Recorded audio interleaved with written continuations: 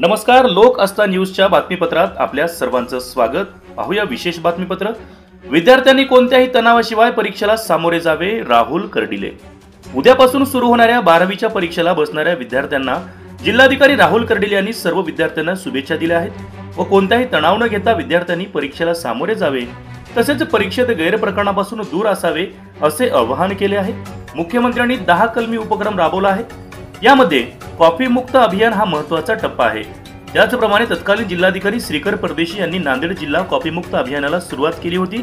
सर्व विद्यार्थ्यांनी आणि पालकांनी सर्व सूचनांचे पालन करून परीक्षा द्यावी असे जिल्हाधिकारी राहुल कर्डिले यांनी सांगितले आहे।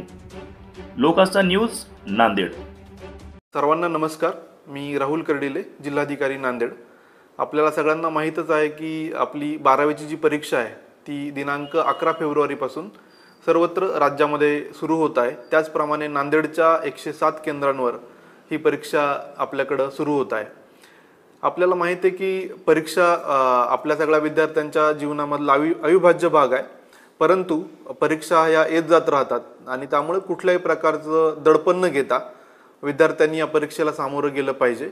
अत्यंत भयमुक्त निकोप वातावरणात या सगळ्या परीक्षा पार पडल्या पाहिजे। आणि त्याच अनुषंगाने माननीय मुख्यमंत्री महोदयांनी जो 10 कलमी कार्यक्रम आपल्या राज्यामध्ये राबवला आहे, त्यामध्ये कॉपी मुक्त अभियान हा एक महत्त्वाचा त्यातला टप्पा आहे।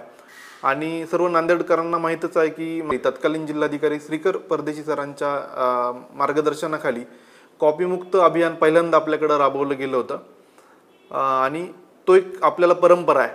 तर त्या अनुषंगाने सगळ्यांना आव्हान आहे माझं, विशेषतः सर्व विद्यार्थी, त्यांचे पालक, शिक्षक आणि सर्व समाज, की या परीक्षा आपण परत एकदा ही जी कॉपीमुक्त अभियान ही संकल्पना रिइन्फोर्स करण्याची गरज आहे आणि आपण सर्व मिळून या दृष्टीने कारवाई करू। आपल्याकडे 107 केंद्र जरी आपल्या जिल्ह्यात असले तरी 24 केंद्र आपल्या जिल्ह्यातले संवेदनशील केंद्र म्हणून ओळखले जातात, ज्या ठिकाणी कॉपी करण्याची आधीची हिस्ट्री असेल किंवा इतर अन्य गैरप्रकार घडले असतील।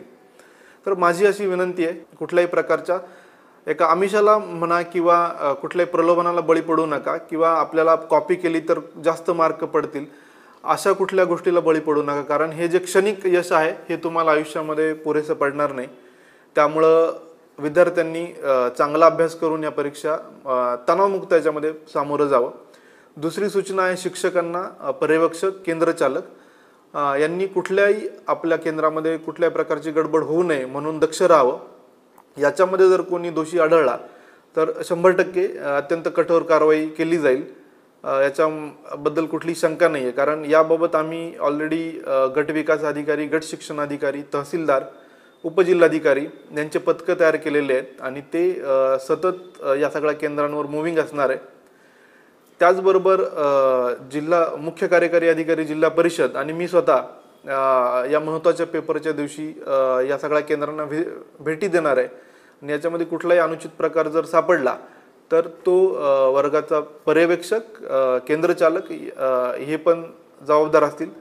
याची सगळ्यांनी दक्षता घ्यावी।